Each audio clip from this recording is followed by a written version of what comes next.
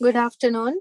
I would like to welcome all of you for the future session in month of May. So today we have an eminent speaker who is actively contributing for your final MBBS, MD Part 1 and MD Part 2.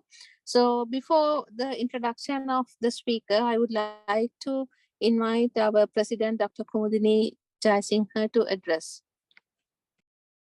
Thank you very much, Manoj. Good evening, everyone. I warmly welcome everyone to the future, the SLC Medical Students Forum. My sincere thanks will go to the speaker today, Prof. Suganthan, who is going to talk on a very important timely topic, dengue practice guidelines.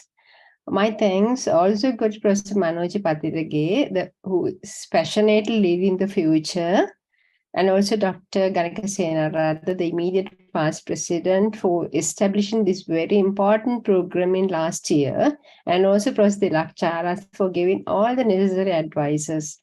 Please listen to today's talk and learn guideline-based dengue management. Thank you very much. Thank you, Dr. Kumudini. So let me introduce our speaker formally. So today our speaker is Professor N. Suganthan, who is from Faculty of Medicine, University of Jaffna. So Professor Suganthan is a professor in medicine, and he is actively contributing for the final MBBS MCQs as well as long cases and short case. Then you can ask many questions from sir. So I'm sure that he will guide you for your exams, as well as don't forget that he is an examiner in medicine part 1 exam and part 2 exams. So with that brief introduction, I would like to invite Professor Suganthan to talk on the topic. Over to you, Suganthan. Thank you.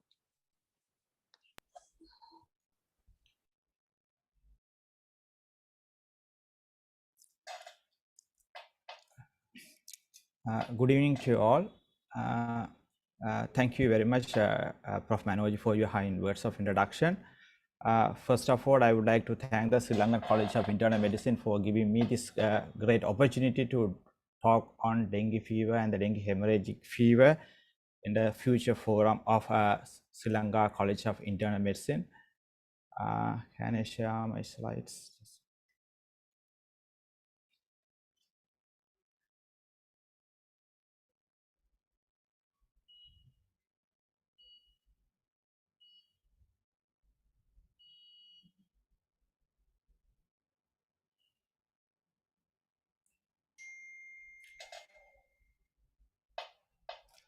And I hope that you could hear me, no? Yes, we can hear you very well. And we Okay, can right. see Thank your you. slides as well. Thank you very much. Okay, okay, thank you, thank you. Okay. So today, next 30 to 45 minutes, I'm going to talk on dengue fever and the dengue hemorrhagic fever, just to understand the basic principles of mainly the management of dengue fever. In addition to that, we are going to see one case at the end of this presentation. Before I start off, I will read out the case history. A 40-year-old male, weight is 56 kilogram, with a type 2 diabetes mellitus on metformin 500 milligram BD, presents with a history of fever of 6 days and dizziness of 1 day duration. The fever was associated with myalgia, arthralgia, and retroorbital pain. He has no symptoms suggestive of either respiratory infection. The examination on arrival reveals blood pressure of by 50 millimeter mercury and a pulse rate of 146 beats per minute regular, and reduced breath sound on the right lung base, and a temperature of 37 degrees C. The peripheries are cold and pulses are weak. So what is the most likely diagnosis for this presentation? All we can understand, this is a presentation of dengue shock syndrome. So we will come later to discuss this case. Before that, we'll go through quickly regarding the dengue fever and the dengue hemorrhagic fever to understand the principles of the management of the dengue hemorrhagic fever, and thereafter we will go through this case at the end. So something about the dengue infection. The dengue is a febrile illness caused by the dengue virus. There are 4 serologically distinct types named as dengue 1, dengue 2, 3, and 4. This virus is transmitted by the mosquito Aedes aegypti and Aedes albopictus mosquitoes. When we get infected with one particular serotype, we will get a lifelong immunity against that particular serotype. At the same time, we will have a cross immunity against other serotypes. That cross immunity lasts for only the few months, usually 3 months to 1 year. Up to 1 year it can last. So it is giving cross protection against other serotype. So therefore, once we get infected with one particular serotype, we may not get another infection caused by the other serotypes for maximum of 1 year, and thereafter we can get infected with other serotypes. The incubation period of this dengue illness is between 3 and 14 days, but average of 4 to 7 days. So if you look at the classification of dengue infection, just I have given some number just to understand easily. Okay, majority will be asymptomatic. 90% will be asymptomatic. Only the 10% of the infected people will get symptoms. Among them, the half of the people are having viral syndrome. It means sometimes it is called as an undifferentiated viral illness. It means they have symptoms of viral illnesses like other disease, other viral syndrome, and they may not seek medical advice, so it resolves its own within a couple of days. The second is a dengue fever, that is we discuss a bit later, and the dengue hemorrhagic fever and expanded dengue syndrome. I am not going to talk much about the expanded dengue syndrome, but you can understand what is expanded dengue syndrome. It means the people infected with dengue can develop isolated organopathy with or without plasma leak. Even the dengue fever itself can cause expanded dengue syndrome, or the dengue hemorrhagic fever itself can cause expanded dengue syndrome. For example, the person is coming with encephalitis due to viral illness with or without plasma leak, then it is classified as an expanded dengue syndrome because it's an unusual manifestation of dengue fever or dengue hemorrhagic fever. So likewise, some patients may develop severe fulminant hepatic failure following the dengue infection. It may or may not be associated with plasma leak. Then it is classified as an example of expanded dengue syndrome. What is a major difference between dengue fever and the dengue hemorrhagic fever? If you want to say the one answer, it should be the plasma leak. That is a main hallmark of dengue hemorrhagic fever. So we have several ways to identify the evidence of plasma leak in a patient with a dengue infection.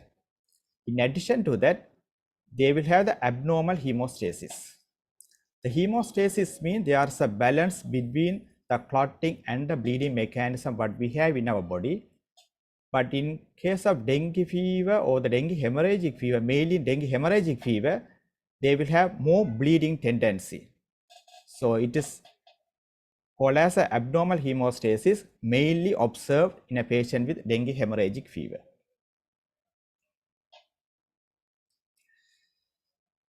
Okay, if you look at this slide, that you can understand what is dengue fever and the dengue hemorrhagic fever. The dengue fever, there are two phases. The first one is a febrile phase and second is a convalescent phase or the recovery phase. Whereas in dengue hemorrhagic fever, as they are having the plasma leak, they will go through the critical phase. So therefore, it has three phases: febrile phase, critical phase, and then the recovery phase. If you take the febrile phase in both dengue fever and the dengue hemorrhagic fever, the presentation is almost similar, and we can't differentiate dengue fever from the dengue hemorrhagic fever during the febrile phase, except we may get some idea, but not always. The febrile phase is characterized by the high spike of fever. In dengue, the fever is generally abrupt onset with a high spike, and they will have the headache, and especially they may have they will have the retroorbital pain, almost a characteristic symptom of dengue infection. In addition to that, they will have severe myalgia and arthralgia. That is the reason sometimes it is referred as a break bone disease, because it is very severe. In addition to that, they may develop some respiratory symptoms like upper respiratory symptoms, cough, sore throat, and etc. And they may have the diarrhea or the GI symptoms like a diarrhea, and they will get a rash.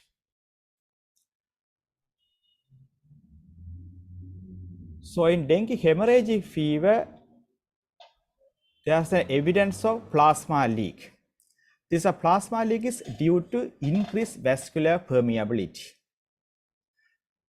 But if I want to say something more specific about the plasma leak, it is transient, lasting between 24 to, so there's error, so 48 hours, 24 to 48 hours, and it is selective. The selective means this plasma leakage occurs mainly in the peritoneal space as ascites, or pleural space as pleural effusion, and it may occur in the other sites as well, pericardial space as a pericardial effusion, or you may see free fluid around the kidney is called as a perinephric collection.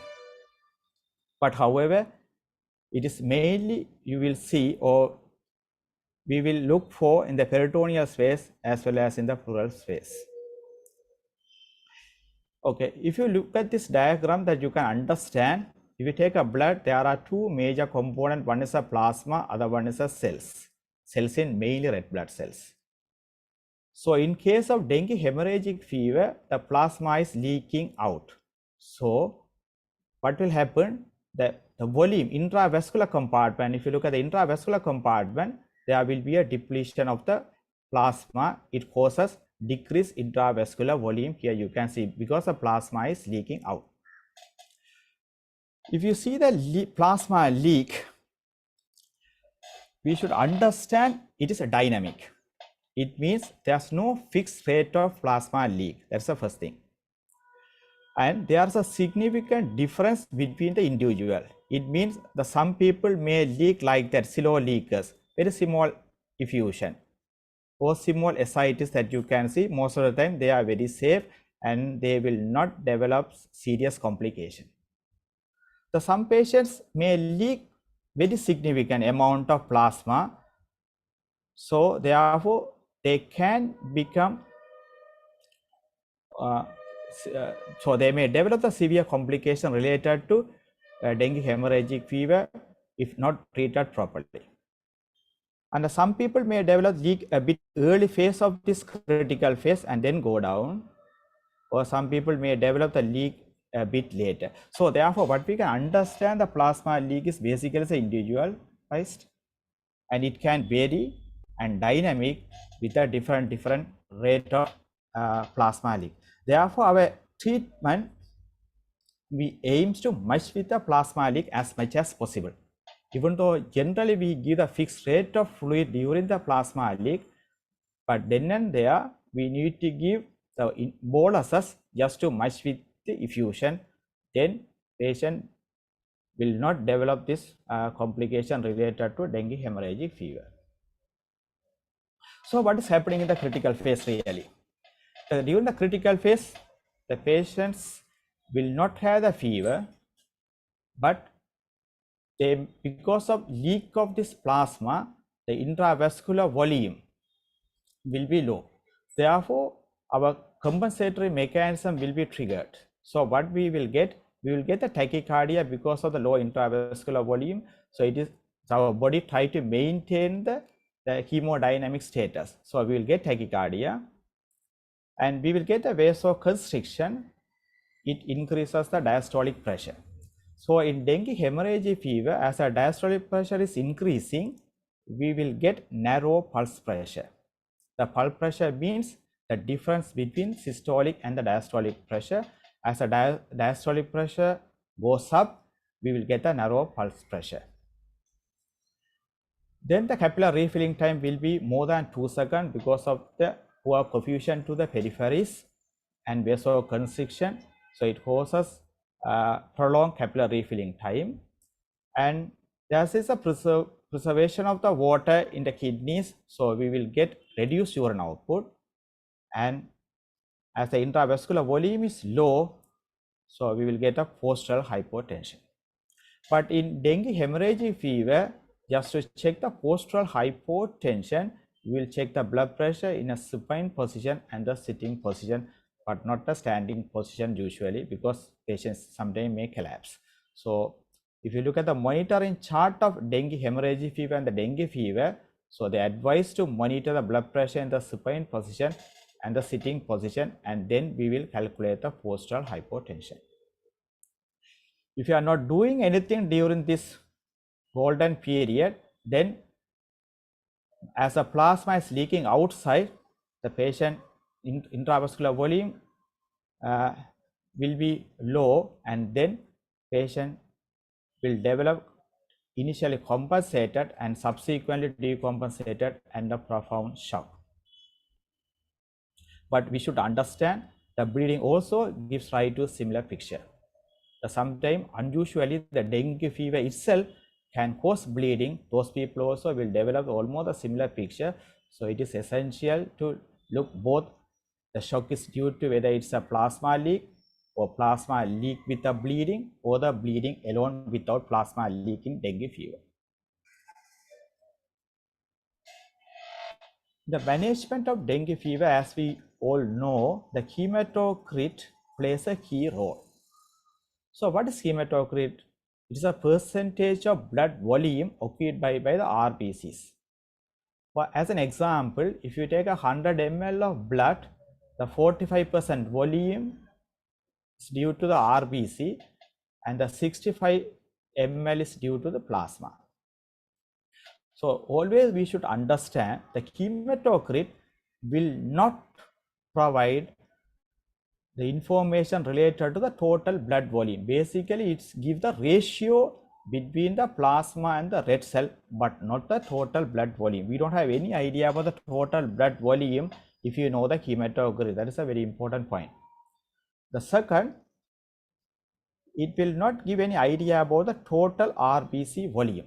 Basically, it's give a ratio of plasma and the red blood cells. So, the causes of high hematocrit in dengue. If a person is having the dengue hemorrhagic fever, it is very important to understand the main reason for increasing hematocrit is due to leakage of plasma. The plasma is leaking outside. What will happen? The hematocrit will increase as a proportion. For an example, in this diagram that you can understand, okay, the plasma is leaking out, then automatically the cellular component ratio will be increasing. Therefore, our hematocrit will be high, even though the total RBC number is same in that particular patient. But it gives rise to falsely elevated hemoglobin. That's the reason we don't look at the hemoglobin concentration in a patient with a dengue hemorrhagic fever for the treatment purpose, because it can be falsely high even if the person is bleeding to a certain extent. So therefore the hematocrit is very useful information in this situation.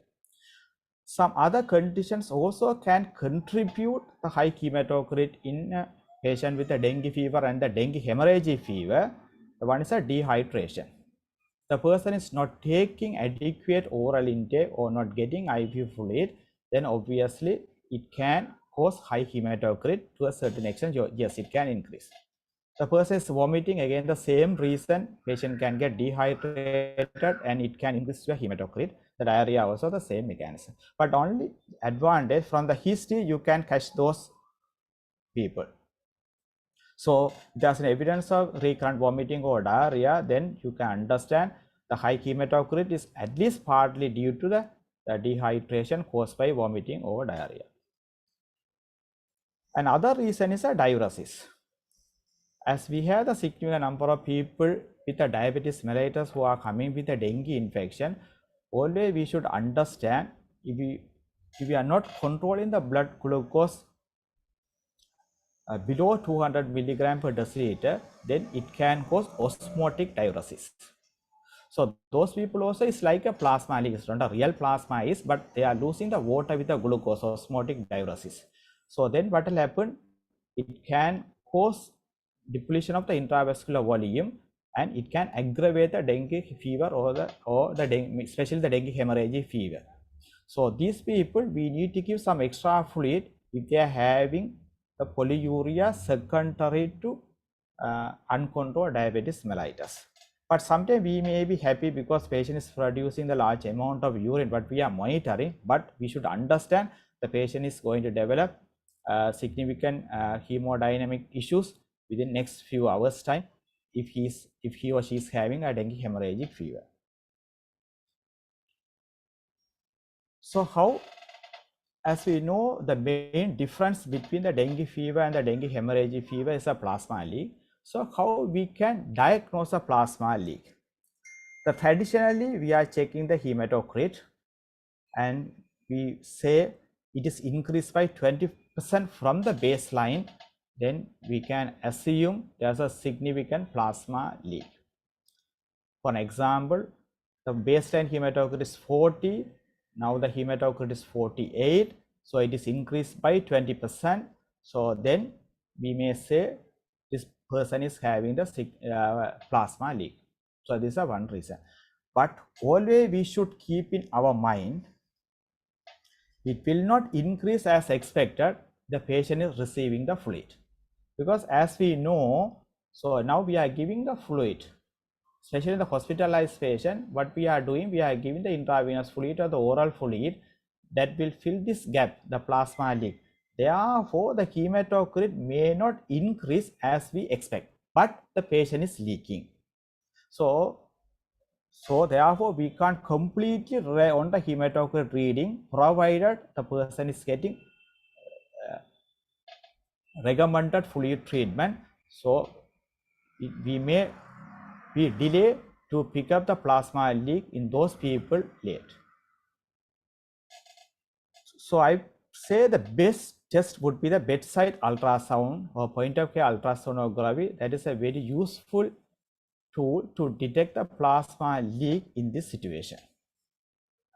So we can look at the abdomen and the chest to diagnose a plasma leak. As I have said, it is mainly in the peritoneal cavity and the pleural cavity.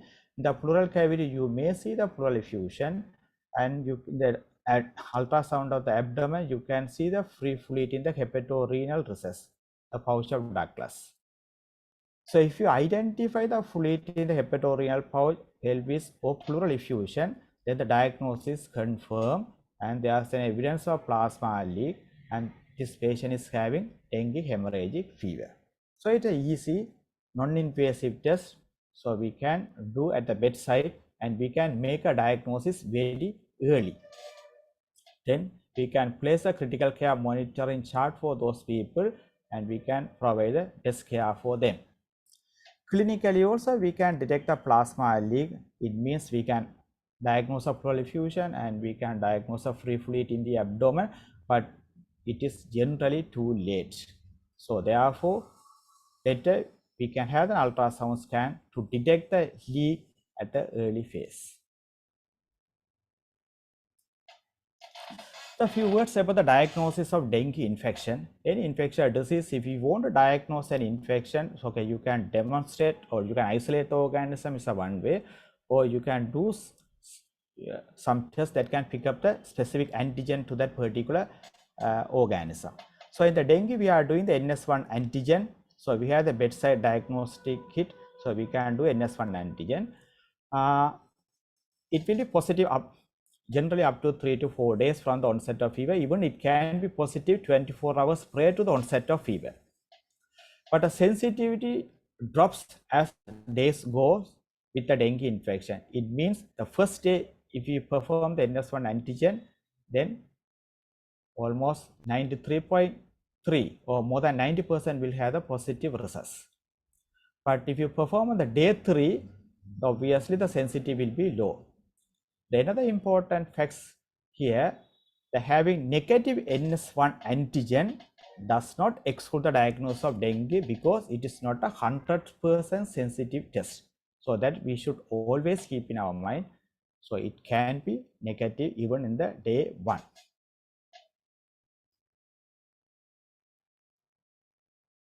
Then the antibody test, commonly we do IgM antibody and the IgG antibody to diagnose a dengue infection. As we know, for the primary infection means the first time you get a dengue virus, okay, you'll get the IgM antibody, good IgM antibody response. So it becomes detectable on day 3 onwards, or most of the time we will do on day 5 and the day 6, and you can have the positive dengue IgM antibody that will support your diagnosis of dengue infection. And the IgM become undetectable after 2 to 3 months after the primary dengue infection. Why it is important? Because the having positive IgM antibody doesn't mean that a person is having an acute dengue infection, as it can last for 2 to 3 months. Suppose if you had a dengue infection 6 weeks prior, now you are coming with a respiratory urinary tract infection, still you may have the positive IgM antibody because of the recent infection. So therefore, we have to be very careful when we interpret these investigations. At the same time, especially in the dengue IgG antibody, so if you are getting infection the second time due to dengue infection, then the IgG response will be very marked. So sometimes IgM response may not be very significant because of the memory. We have directly the IgG, good IgG response. So those people, the only IgG will be positive, only our diagnostic kit can pick up the IgG level, but not the IgM level. So therefore, we should understand even in acute infection, the IgG will be positive and IgM can be negative in the same patients on the day 4 or 5. So in this situation, how we can confirm the diagnosis of the dengue infection, there are 2 ways. One is we can measure the IgG titer, total antibody level, and as we know the reference range, and if it is above that, then we can say it is most likely is an acute infection, probably the second time. Or the second option, we can repeat the IgG titer in the 2 weeks time and demonstrate 4-fold increase in titer of this IgG antibody that will confirm the diagnosis of this acute dengue infection. But dengue PCR can be done, but it is done during the febrile phase or the viremic phase. Yes, it will confirm the diagnosis. At the same time, it will be helpful to identify the serotypes as well. What other investigation we are doing in a dengue infection? One is we do the full blood count. So first full blood count should be done on day 3 for the most of the people, but the high risk people we can do the full blood count even on day 1, especially in pregnant mothers. We do full blood count day 1. The platelet count drops below 150,000, it means thrombocytopenia.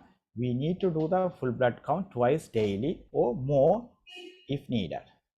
In addition to this full blood count, so even in the full blood count, we can see they will have the leukopenia of less than 5,000 white cell count, and we can look at the baseline hematocrit if we are performing during the febrile phase.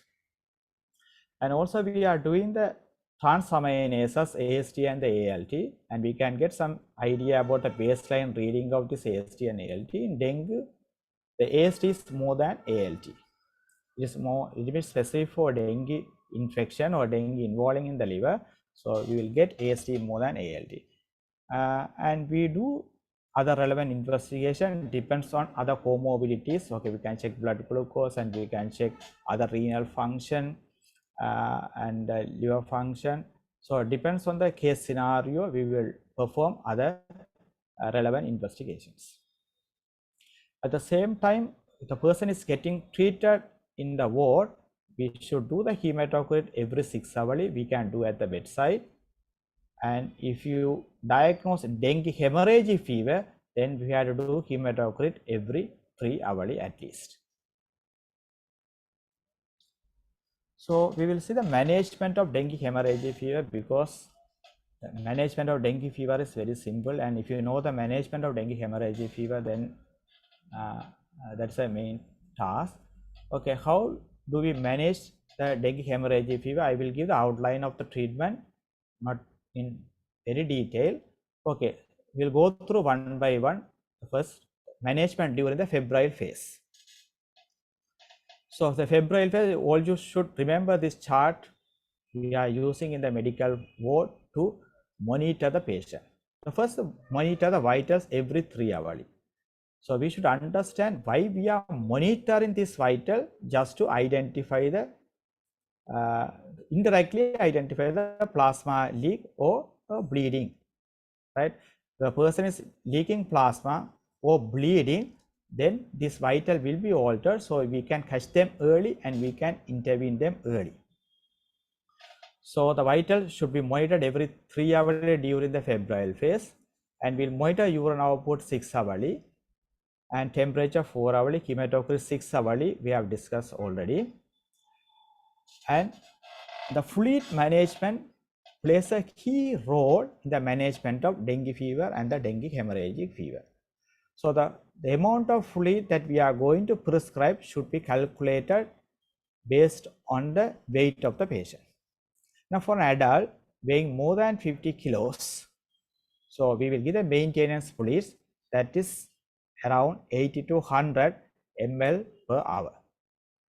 The weight is less than 50 kilo, really we have to calculate based on the patient's body weight. It will be approximately 2 ml per kg per hour. For an example, if a person is weighing 35 kilo, we will prescribe approximately 70 ml per hour. And we will treat the symptoms as well parallelly. For the fever, we give paracetamol, and we will prescribe antiemetic for vomiting. Then another important point that I need to highlight, the target urine output. A patient with a dengue fever and the dengue hemorrhagic fever,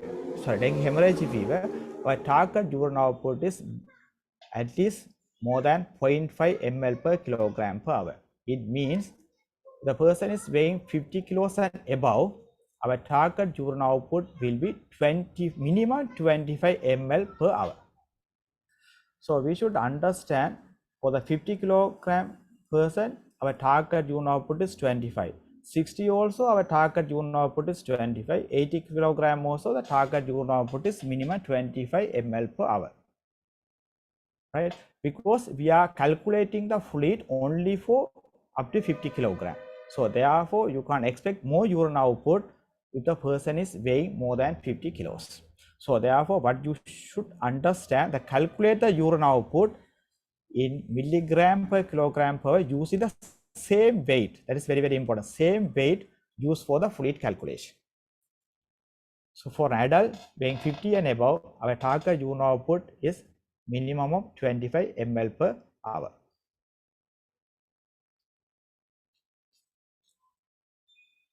The management during the critical phase, and you could now you will appreciate this a critical monitoring chart. All the vitals are checked hourly during the critical phase of dengue hemorrhagic fever, and we do check hematocrit every 3 hourly or more frequently if needed, and the urine output 3 hourly, and the temperature 4 hourly. Okay, so how much fluid we will prescribe during the critical phase? So we have to calculate the amount of fluid that will be prescribed for a patient during the total critical phase. It means for 48 hours. So it is, we say, the maintenance plus 5% deficit, and you are very familiar with this formula. For an adult or the person weighing 50 kilos and above, we will give 4,600 in total for a period of 48 hours. So it means we will give 80 to 100 ml per hour. So therefore, the fluid management is very simple. From the febrile phase to critical phase, the amount of fluid we are prescribing for adults is the same, 80 to 100 ml per hour during the febrile phase also same, and the critical phase also we are giving the same amount of fluid. But we should understand the critical phase, as a plasma is leaking, we need to give some extra fluid, or we need to change our fluid protocol then and there to match with the rate of plasma leak. That we do based on the finding on monitoring. So we will target our hematocrit within 5 to 10% from the baseline. We don't try to normalize the hematocrit. For an example, if a patient is having the baseline hematocrit of 40, so you can maintain up to 44, provided all other vitals are stable. So it is not essential to bring down the hematocrit to the normal level. So that's we are not doing. So our target generally between the 5 to 10% from the baseline, that is adequate, provided all the vitals are stable. So especially if we are calculating fluid for the adolescent, especially the obese children, we should be very cautious, because it should be calculated for the ideal or actual body weight, whichever is less. So especially if you are calculating for the obese children, the actual body weight is high compared to the ideal body weight. Therefore, we had to, according to the chart, we had to calculate the ideal body weight for those people, and then calculate the appropriate fluid that we need to. Then we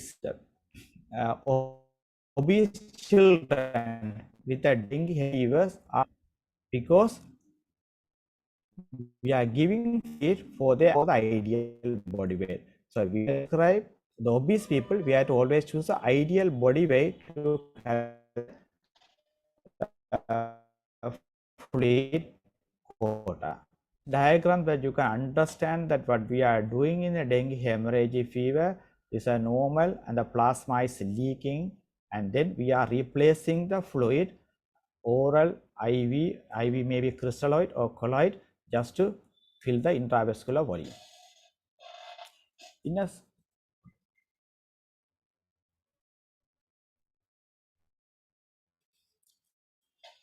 of the hemorrhagic fever is bleeding. We need to catch the bleed and treat them early, then they will recover completely without any problem. So always you have to keep in your mind, the patients may bleed at any point and we need to catch them early. There are two types usually we describe. One overbleeding, other one is a the overbleed. It is very easy. You see the hematemesis. Okay, you see the blood. OP bleeding, yes, you can see the blood. Then overbleeding, the blood volume is okay. Estimated volume dose is more than 300 for an adult. So we will transfuse them. But the main task is to catch the concealed bleeding. The concealed bleeding also usually it takes place in the GI system. It could be a bleeding from the ulcer or some other area. So patients can bleed, but we need to catch them early and we have to give blood transfusion. So when do you suspect concealed bleeding? This is a very, very important part in the management of dengue hemorrhagic fever, because the plasma leak, okay, is anticipated and we have a good fluid protocol to manage them. But the early identification of this concealed bleeding is very, very important. Then only we can intervene them early. When we suspect concealed bleeding, the person is having the features of shock with low or near normal hematocrit. As I explained earlier, if you are getting shock purely due to plasma leak, your hematocrit should be very high. Usually, it is increased by more than 20%. Right? Otherwise, generally, you will not get shock purely due to plasma leak. So, if the person is having the shock with a normal hematocrit or slightly elevated or low hematocrit, then always it is mainly due to the concealed bleeding. So this is a very, very important point here. The features of shock with a near normal or low hematocrit with features. So always you will suspect a concealed bleeding. Patient should be treated with Paxils. The second, the hematocrit drops more than 10 points after the bolus of dextran 500 ml for an adult. It indicates bleeding. We will see later in the algorithm. So here you should understand it is not a 10%, it's a 10 points. It means before dextran the hematocrit is 55. Now it is 36 after the dextran bolus. Then you can say it drops by more than 10 points. So we have to suspect concealed bleeding. The management of concealed bleeding, the transfusion of Paxils. Okay, we'll see the next slide. Okay, right. Okay, anyway, this is managed with the transfusion. And the management of shock in dengue. So there are three terms we use to describe the shock in dengue hemorrhagic fever, but there are two types of clinical scenario. The one is patient may come with dengue shock on admission, or patient may develop shock during the hospital stay. So how do you handle this situation? So there are three types I will explain. One is a compensated shock. The compensated shock means your systolic pressure is more than 90, it is normal, but you have other features. Other features with narrow pulse pressure less than 20 and tachycardia. Because of the physiological compensation, your systolic pressure is maintained. So it is called as a compensated shock. So it is a good time to treat them. The second is a decompensated shock. So the compensations fails to maintain the systolic BP, then they will go into decompensated shock. It is diagnosed when the systolic BP is less than 90 or the mean arterial pressure less than 60, or the reduction of the systolic BP by more than 20%. But some people may have the hypertension without a treatment. So it depends on their baseline BP, then we can calculate. So it is called as a decompensated shock. The profound shock means unrecoverable BP and you can't feel the pulse. Then it is called as a profound shock.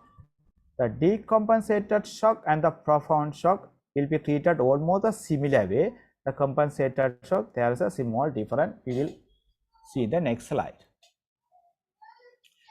So how do you handle this? How do you manage dengue hemorrhagic fever with shock. Okay, here you can, I hope that you can see this algorithm. So after the initial assessment, you know whether it's a compensated shock or the decompensated or profound shock. If the person is having a compensated shock, we will give normal saline bolus 10 ml per kg for an adult. Okay, maximum we give 500 ml over a period of 1 hour. Then you will assess the vitals. The patient is getting better or the vitals are stable, then you can reduce the IV fluids to 7 ml per kg per hour for maybe 1 or 2 hours, and thereafter you can slowly tail off the rate of IV fluids with a careful monitoring. The patient is not responding, then always we have to check the hematocrit. As I have mentioned, the hematocrit plays a key role in a decision making for a patient with a dengue shock or even dengue hemorrhagic fever. So after the initial bolus, you will check the hematocrit. The hematocrit is high. Hematocrit is high, but we can understand that still there's a significant plasma leak, so we have to give some fluids. So therefore, we will proceed with the second crystalloid bolus. So we give again 500 ml of normal saline for a person who weighing 50 kilos and above. So after the second bolus of again you will check the vital. Patient recovered. Okay, we will tail off the fluid. Then we'll go to 7-5 like that. We tail off the fluid. The hematocrit is still high. The hematocrit is still high. Then you can understand still there's a significant plasma leak, and you could not able to correct that plasma leak even with the 1 liter of crystallized solution. So therefore, we need to take the wise decision here, because the hematocrit is still high. You could not achieve the target. It means patient is unstable hemodynamically even after the 1 liter of crystallized. Therefore, this situation we have to think, we have to give some fluid that can stay within the vascular compartment without leaking. So therefore, we have to give colloids. So what we are giving the Dextran 40 500 ml as a bolus as a third fluid. The first time we give the 500 ml normal saline, then we check it, the hematocrit is high, we give another 500 ml of normal saline. Still patient is unstable and high hematocrit, there's a significant plasma leak, so we have to give the plasma expander. So we will give Dextran 40 as a best colloid solution for dengue hemorrhagic fever. After Dextran, again we'll check the hematocrit. So it depends on the hematocrit, we decide. Still the hematocrit is high, we'll give the another Dextran. So you can repeat the Dextran up to 3 times for 24 hours period. It means 1.5 liter can be given over a period of 24 hours. When you resuscitate this patient at any point, the person is having low or near normal hematocrit, there is a bleeding. In addition to plasma leak, so we had to give blood or Paxil, really the Paxil to the patient. So therefore, the management is very simple if you understand the principle. So the person is coming with a shock with a high hematocrit, it is due to the plasma leak. So we have to give the boluses of crystalloid, the first crystalloid, second crystalloid, and then the Dextran. During the resuscitation protocol, at any point you get normal hematocrit, low hematocrit, or slightly increased hematocrit that will not explain the shock, then patient should receive the blood. It means patient is leaking. In addition to that, there is a bleeding. But this fluid is calculated. This is calculated just to match the plasma leak, but not the bleeding. Therefore, if you are giving blood to the patient with dengue hemorrhagic fever with bleeding, it should not be included in the fluid quota, because it is always extra, right? So the fluid is calculated is just to match the plasma leak only, but not to match the bleeding. So the person develop extra bleeding, so bleeding during the course of the illness, we need to give the blood that should not be included in the fluid quota. It is always extra, right? So in the simple understanding, what I can say, the management of dengue hemorrhagic fever. So there's a plasma leak that is managed with the fluids, crystalloid, colloids, and oral. There's a bleeding that should be managed with a red blood cell transfusion. So therefore, we are trying to maintain the plasma volume of the particular patient. That's the main ultimate task. So plasma volume should be maintained. Then the vitals become normal. Just to maintain the plasma volume, there's an evidence of plasma leak that is treated with fluids. There's an evidence of bleeding that should be treated with PEG cell transfusion. That's a basic concept and the basic understanding of this management protocol. The person is coming with a decompensated shock or profound shock. The initial, always a bolus, the first bolus you can't give over a period of 1 hour. It is always a free flow. As much as possible, you have to give very fast, right? You have to complete within 10 to 15 minutes bolus. But other than that, always we follow the same protocol. So if you understand the principle, then it will be easy. If any patient with a dengue shock, always we have to check ABCS. A means acidosis.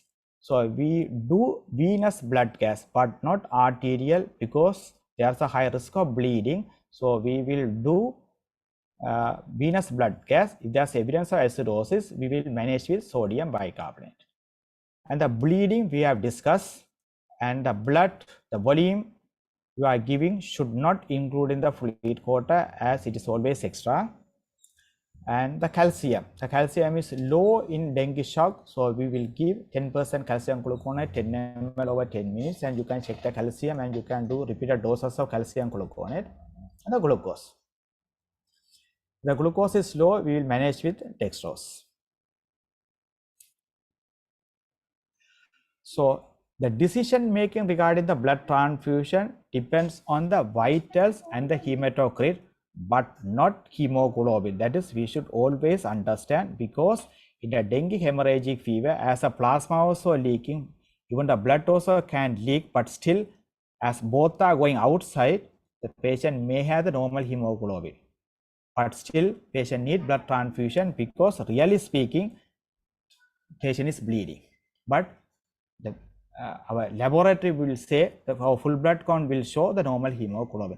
Therefore, the decision making regarding the PEG cell transfusion solely depends on the patient vitals and the hematocrit, but not hemoglobin level. If you manage them properly, then they will go into the recovery phase. It is characterized by improving appetite and the general well-being, the appearance of convalescent rash, the generalized itching, and more intense in the palms and the sole, and patient will be hemodynamically stable, and they can develop bradycardia and the diuresis, because now the fluid is moving from extravascular to intravascular compartment during the recovery phase. So therefore, they will have polyuria or the diuresis. The patient with some heart failure or kidney disease, they may develop fluid overload during the recovery phase, because they could not excrete the large amount of water. People we manage with the diuresis and to treat the pulmonary edema, because they may develop the pulmonary edema. The stabilization of the hematocrit you will see during the recovery phase, but sometimes the hematocrit can drop, because as the fluid is moving from extravascular to intravascular compartment, there may be small hemodilution, so hematocrit can drop. But however, we should understand all of the vitals will be normal. So therefore, we don't need to take it as very serious, but we have to monitor the patient. And in the laboratory wise, you will see there's a rise in the white cell count, followed by a rise in the platelet count during the recovery phase. And next, I'm going to talk something about some special area or the important points in the management of dengue hemorrhagic fever. So the first indication for dextran, when we use this dextran 40. Okay, first we start with the second one. In patient whose shock does not respond to bolus of crystalloids with rising hematocrit or high hematocrit, we should give dextran because it can stay within the vascular compartment and it helps to expand the vascular compartment and patient become more stable if you give the dextran. And also you should keep in your mind dextran is excreted via the kidneys. So this effect lasts about 3 to 4 hours, and thereafter sometimes patient may develop the low blood pressure and the tachycardia should be monitored very carefully, because the 50% of the dextran we gave will be excreted via the kidney within maybe at 4 hours. At 4 hours time, the 50% of the dextran will be excreted. So therefore the effect will not last for a long time. So sometimes we need to repeat the dextran bolus later. The second indication for dextran 40 is the main indication for dextran 40. The second indication in patient who present with shock and the fluid overload.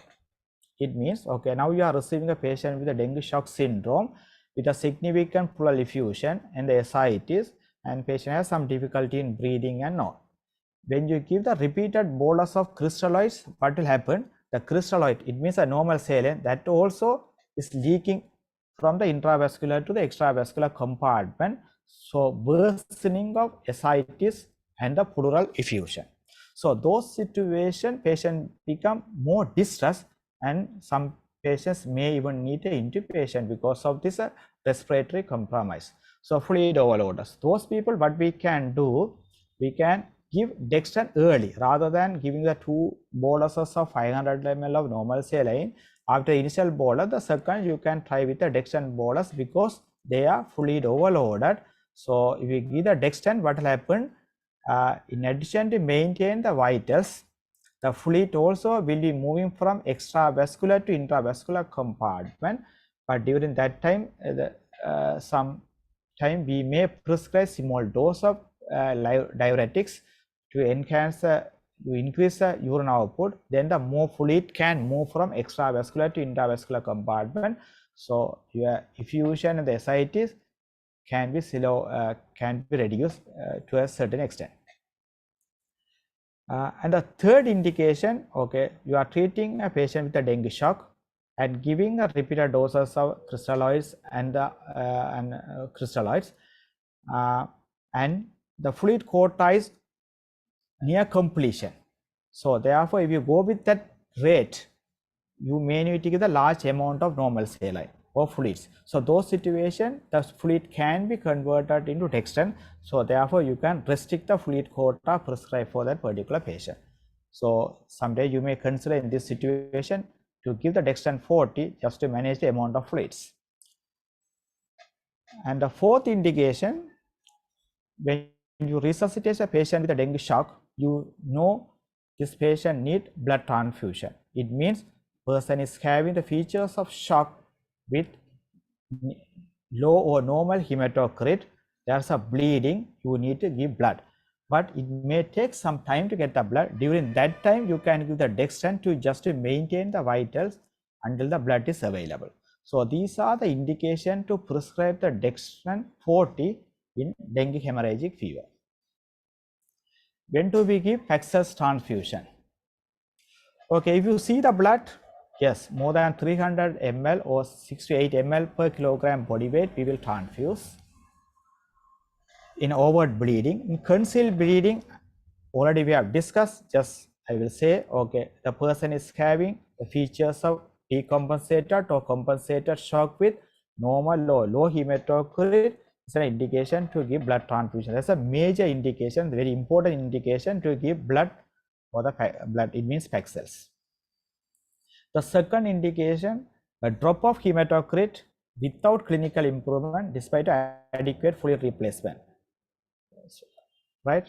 So especially after dextran, the hematocrit drops by more than 10 points. It indicates there's evidence of bleeding, so we need to give blood. Other two indications are not much evidence based, but we will try our best. So hypotension not responding fluid therapy, then you can try with a blood transfusion whether you could achieve the vitals, target vitals. The final indication, severe metabolic acidosis and endocrine dysfunction despite of adequate fluid replacement. This indication, okay, always we will discuss with the experienced or experts and before we give blood. So indication for platelet transfusion, according to our national guideline, there's no place for prophylactic transfusion to prevent the bleeding. It should be very clear. There's no evidence of prophylactic transfusion of platelet to prevent the bleeding. But when do we transfuse platelets? The first indication is the active bleeding despite of blood transfusion. It means the person is bleeding, you are giving blood, despite of blood transfusion, still patient is bleeding continuously, then you will treat with the platelets. The second, the patient is undergoing any surgery or invasive procedure, we need to transfuse platelet before procedure. That's the second indication for platelet transfusion. The third, the DIC, disseminated intravascular coagulation, okay, we transfuse platelet.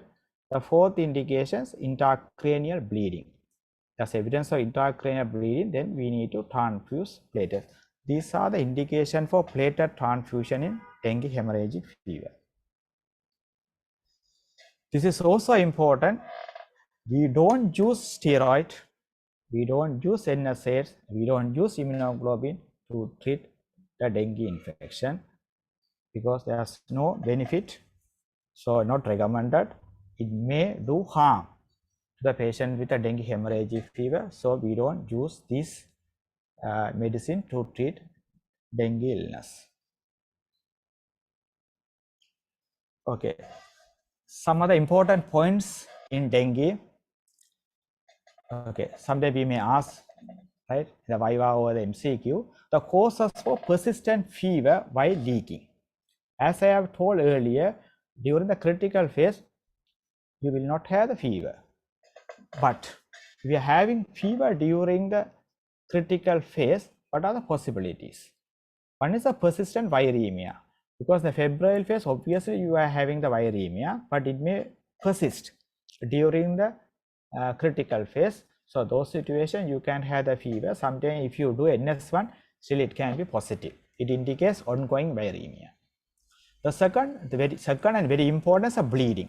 It causes fever during the critical phase because the bleeding commonly occurs during the critical phase, so you can have the fever. And the hepatitis, dengue hepatitis, it can cause fever. And another important is the secondary infection. Patient may develop infection. Could be a cannula site infection or hospital acquired infection or catheter associated infection. Then they can have fever during the critical phase. When you suspect concealed bleeding, we have discussed already, just leaving. The reason for raising white cell count. In dengue, typically white cell count is low. Leukopenia, white cell count is less than 5,000. But if you have the high white cell count, what are the possibilities? The main things are bleeding.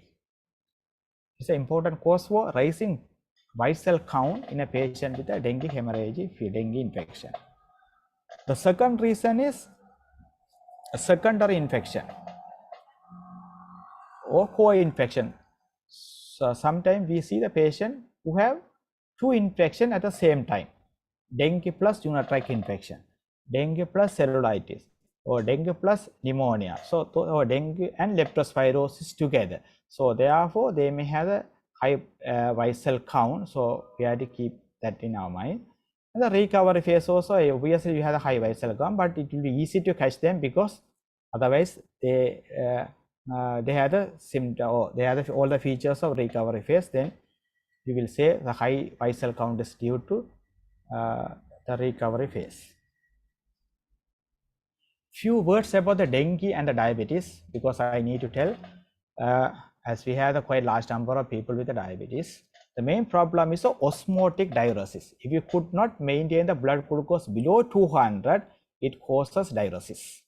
So if you get diuresis, so it can worsen the situation, as as it causing depletion of the intravascular volume.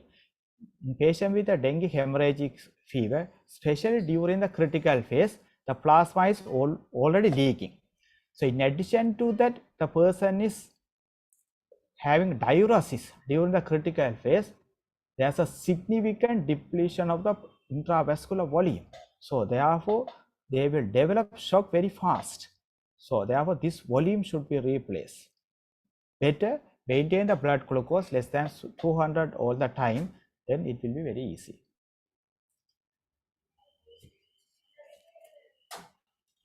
Okay. So I hope that we have time, almost 1 hour part. Prof. Manoji? Yeah, Suganthan, you Can can I go proceed ahead. or can I stop? Yeah, you can go ahead with this. Okay. So we'll come, okay, we'll discuss this case. So in summary, I would say is a 40-year-old male, more than 50 kilo, diabetes, coming with dengue shock. So this is decompensated dengue shock, right? Okay. So the diagnosis of dengue shock syndrome, the main differential diagnosis is septic shock. So how we can differentiate dengue shock and the septic shock on admission? It's very simple. So the dengue, most of the time afebrile, sepsis, you will get fever. The dengue, because of increasing the vascular tone, you have a narrow pulse pressure. Diastolic pressure will be increased, so you get the narrow pulse pressure in dengue. But in sepsis, the vasodilatation, so wide pulse pressure. And the dengue cold peripheries because of the vasoconstriction. And in the sepsis, vasodilatation, you get a warm peripheries. And there's evidence of leak is favor diagnosis of dengue, but generally not in sepsis, but you can really. In the dengue, there's no clear focus of infection, but in the sepsis, okay, patient may have the symptoms of UTA or symptoms of upper respiratory tract infection, so it's most likely sepsis.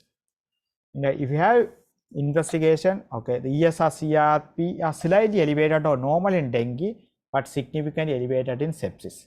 And the white cell count is low in dengue, but usually high in sepsis. So it is easy to differentiate dengue and sepsis even on admission by doing the clinical assessment. Okay, we'll come to this case. Okay, so it's a decompensated shock. So the results of investigation done at OPD on the same day morning, if you look at this investigation, the hemoglobin is 18 gram per deciliter, the hematocrit 54, the baseline 36, white cell count 1200, platelet count 22,000, CRP normal, sugar high. So here you can understand this hemoglobin can be, it is falsely elevated, right? Because of the high hematocrit. Okay, right, we'll see. So what we are going to do for this patient for next 20 minutes is a decompensated shock due to plasma leak because the hematocrit is high, more than 20% from the baseline. Obviously, very high hematocrit and shock. So it's a shock with significant plasma leak. So we had to give what main treatment. Okay, these are the steps that we follow. Okay, we will assess very quickly ABCD, and you put a 2 large port cannula, and very important, always you have to send the blood group and cross matching and monitor the vital, and you will place a critical care chart and etc. The main treatment 500 ml normal saline free flow, right? Very fast, right? You have to give the saline, and the urinary catheter also we will put. There are indications to insert a urinary catheter in the dengue shock. One is, dengue hemorrhagic fever. The main indication is the person is having the shock. Always will place a catheter. The second indication, if you could not measure the urine output very properly in a patient with dengue hemorrhagic fever without shock, then you can put urinary catheter. Otherwise, the catheter is not very essential. And you check the ABCS. All the shock patient, we should check ABCS and correct it. And for the management of the diabetic part, the blood glucose is high, 266. So better we can start insulin infusion, the target blood glucose between 150 to 200. So you titrate the insulin infusion according to the blood glucose measurement. And better to exclude the diabetic ketoacidosis because the infection can precipitate diabetic ketoacidosis. Anyway, we'll perform the venous blood gas. You may get acidosis. Always check the urine for heat on body just to exclude diabetic ketoacidosis in this situation. Okay, after you have 500 ml of normal salines, but what happened? We'll see. 500 ml of normal, now the blood pressure is 95 by 85, heart rate 1.6 regular, the hematocrit high. So what is the diagnosis now? What you can understand? So now you will say the blood pressure is normal, but high heart rate and high hematocrit. So this is basically, so now he is in compensated shock after the earlier decompensated shock. After the 500 ml of normal saline, now he is in compensated shock with high hematocrit. Still the hematocrit is high. So therefore, you will say he is having the compensated shock due to ongoing the plasma leak. So our task to give another 500 ml of normal saline over a period of 1 hour. But in this situation, you may consider dextran if there's evidence of fluid overload. Otherwise, there's no evidence of fluid overload. Your IV fluids of choice will be the normal saline over a period of 1 hour. So now you are giving the second bolus of normal saline. Then what is happening? So after the second bolus, the vitals become stable and you are continuing the IV fluids. And patients become stable and the vitals are BP 80 by 64, the heart rate 120 and the hematocrit 38. So we are given the two boluses and thereafter the vitals became normal and you are continuing the IV fluids, but 2 hours later again patients became unstable with this vital. But here again shock, there's no problem. So you can say the decompensated shock, but this is due to what? This is due to, in addition to the plasma leak, the patient has developed bleeding because the hematocrit now 38. The baseline is 36, but even though it is a 38, but 38 will not explain his shock. So therefore, you should understand now he is bleeding. So what is the treatment? Immediately, we need to give PEG cell transfusion, but you may consider dextran until the PEG cells become available. Thank you.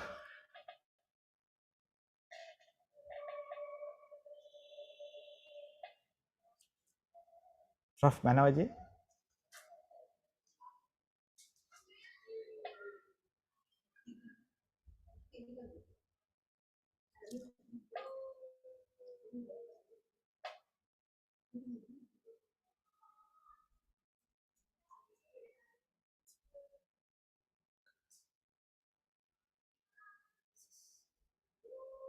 Suganthan, Yes, yes. there are some questions in the chat box. Yeah. You may answer those things. Yeah. I will go through. Yeah.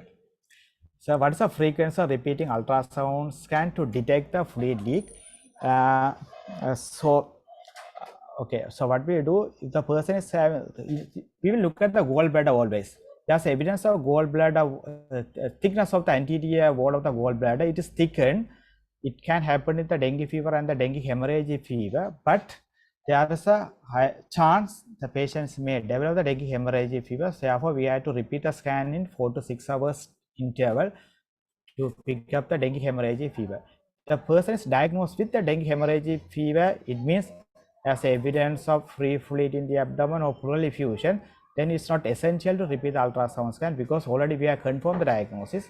But in addition to that, I would say the echogenicity of the fluid also may be useful. For example, if you suspect bleeding, sometimes it can be detected by the experienced radiologist, some changes in the echogenicity, so we can say, okay, there may be a bleeding in addition to the leak.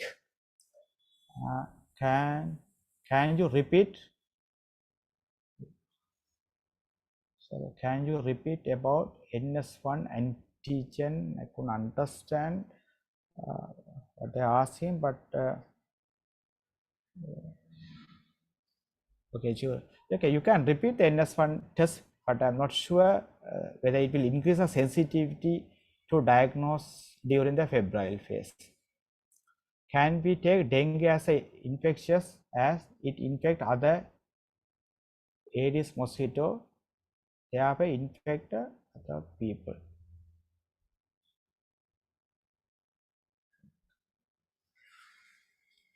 It's a maximum fluid 460. It's a fixed amount regardless of the weight above the 50. Yeah, it's a fixed amount, but it is just to guide us, but it's not always, because sometimes we may give some extra fluid during the critical phase. It depends on the hemodynamic status of the patient.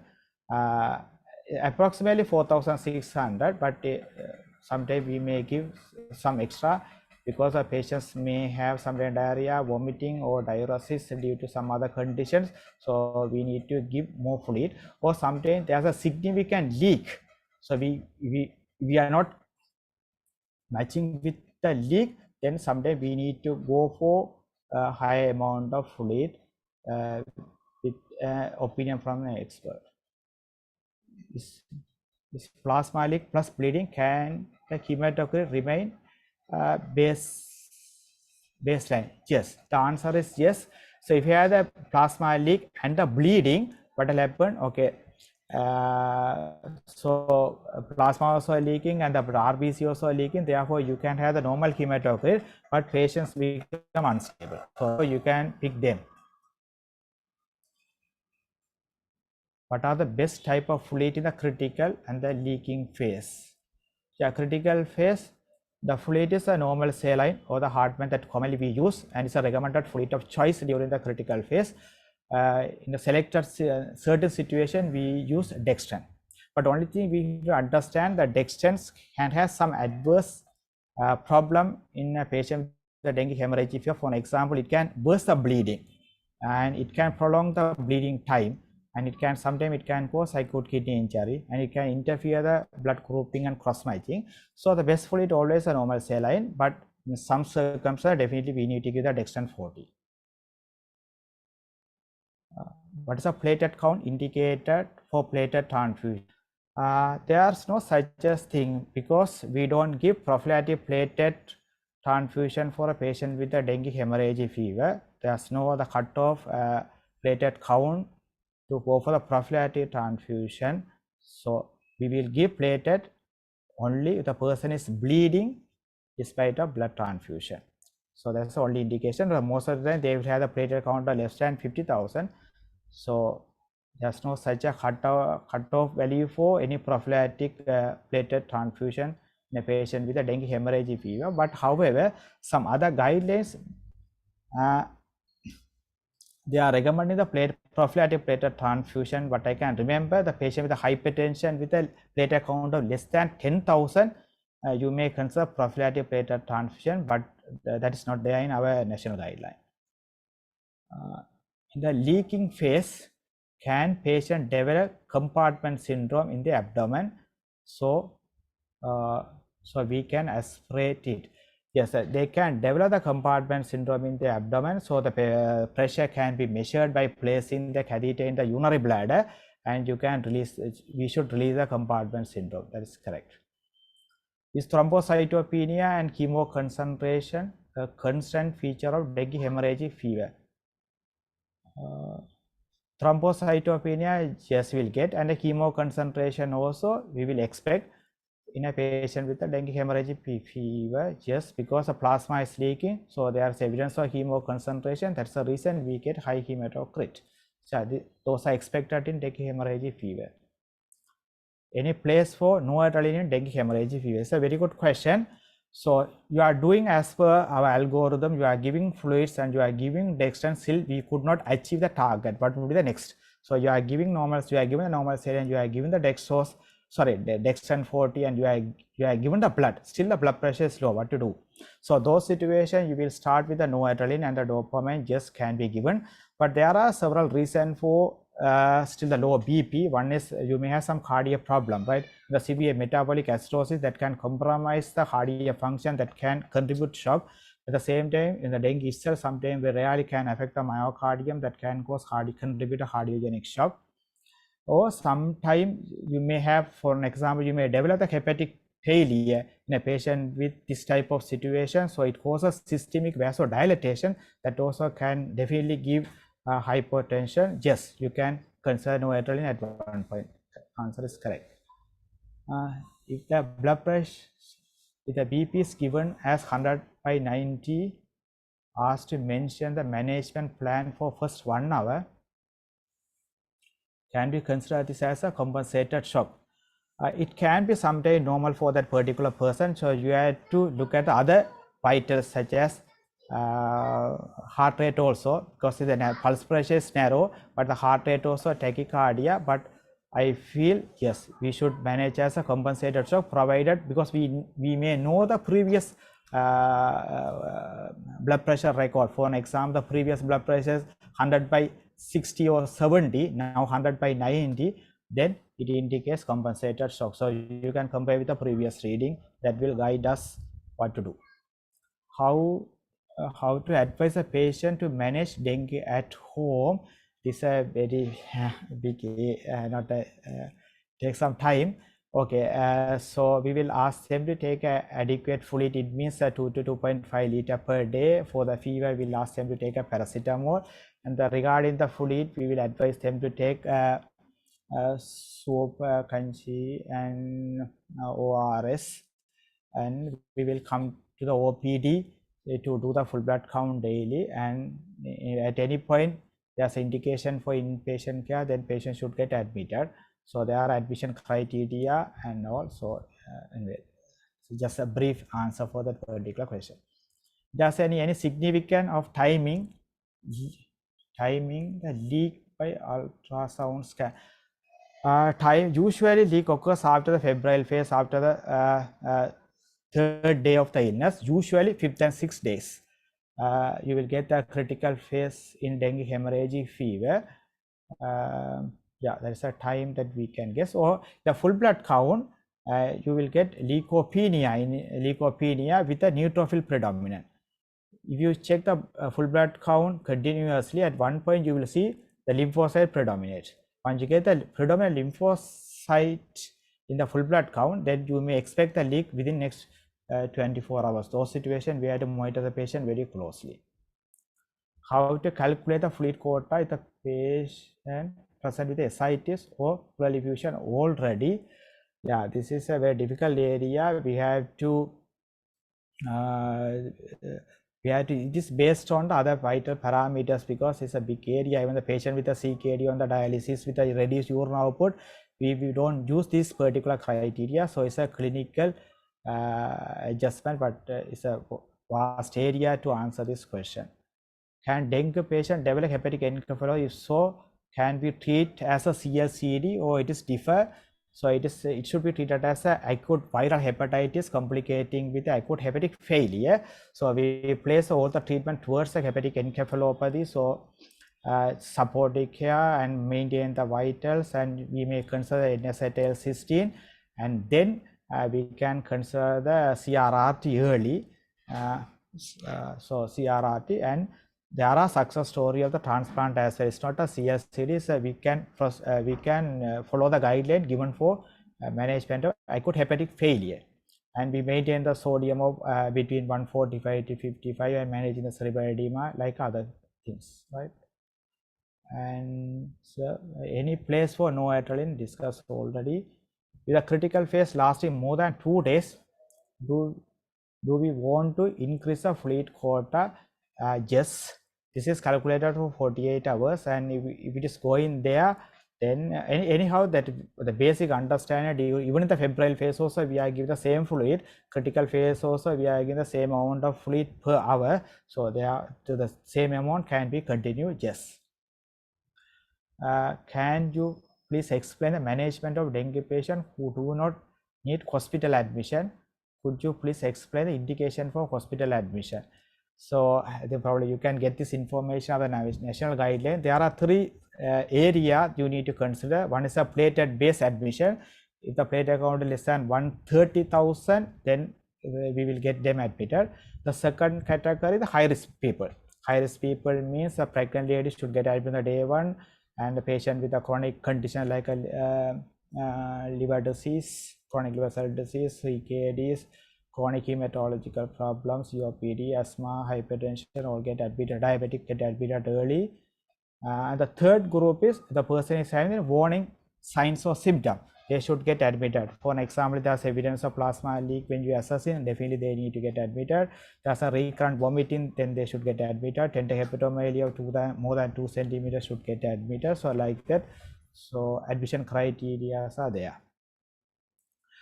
After 2 boluses, patient becomes stable, then again went to shock in 48 hours period whether to give saline bolus again or dextran. So it depends on the clinical situation and your PCV. After 48 hours, it may be due to bleeding, I guess, in this scenario. So patient may need initially the normal saline bolus provided, not overloaded with the fluid and then blood. So we can check the hematocrit and make a decision.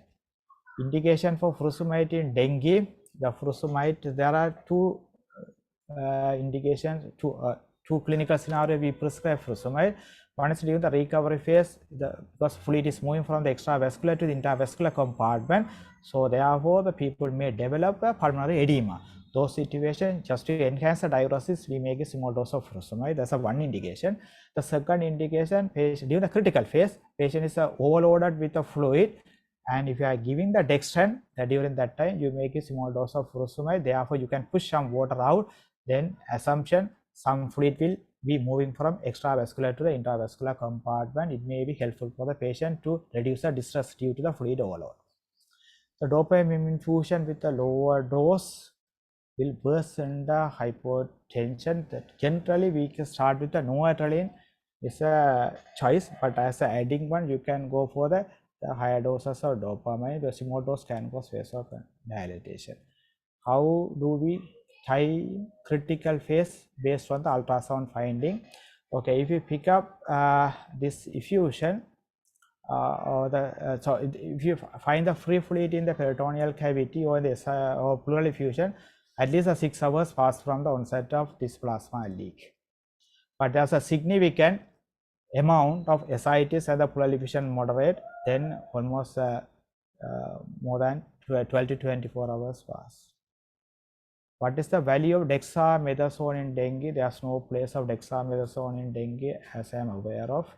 This encephalitis is a presentation of dengue. Yes, it can. It's an expanded dengue syndrome, categorized under the expanded dengue syndrome. Can NS1 detect in all the yes, but the sensitivity may vary. In a GP setting, what are the criteria we should consider to admit the patient? Discussed already. There's any particular drug for the patient present with a very high liver enzyme? I'm not aware, we don't have any drug for dengue, but only thing is you may consider the N-acetylcysteine if the person is having the high transaminases or hepatic failure. More than 1000 generally we give N-acetylcysteine. Or there's evidence of hepatic failure, even not related to paracetamol, still it can be given. But in addition to that, we give the other supportive care for the hepatic encephalopathy and hepatic failure. What is the reason for drop in WBC count during the febrile phase?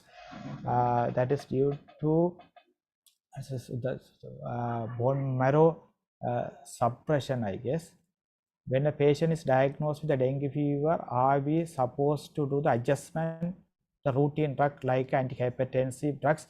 The antihypertensive usually we try to maintain, otherwise we may not pick up the shock. So most of the expert will advise to continue the antihypertensive medication during the dengue infection, but we need to stop or withhold temporarily, like antiplatelet and anticoagulant should be stopped in the dengue hemorrhagic fever. So can NS1 detect? Okay, same question. The GP setting, the criteria to consider admit the patient we discuss. That's it.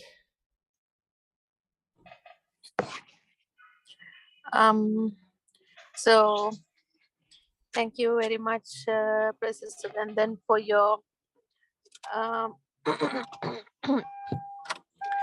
extremely we have taken your valuable time and you have done a very good lecture. So on behalf of the SLCIM, I would like to thank you once again for for being with us for 1.5 hours duration to share your knowledge and to educate our future So next, I would like to thank our President, Dr. Kumudini Jaisingha, who is the live wire here. And I would like to thank Kumudini. Then I would like to thank our two joint secretaries, Chamara and Kolita, for their continuous support. And then I would like to thank Gets Pharma for giving us immense support to continue this activity throughout. And finally, I would like to thank all the participants. As we are telling always, you are the future in medicine. So thank you very much for participating and hope to see you all in third week of June with another new topic. Thank you very much and good night and have a good day. Thank you.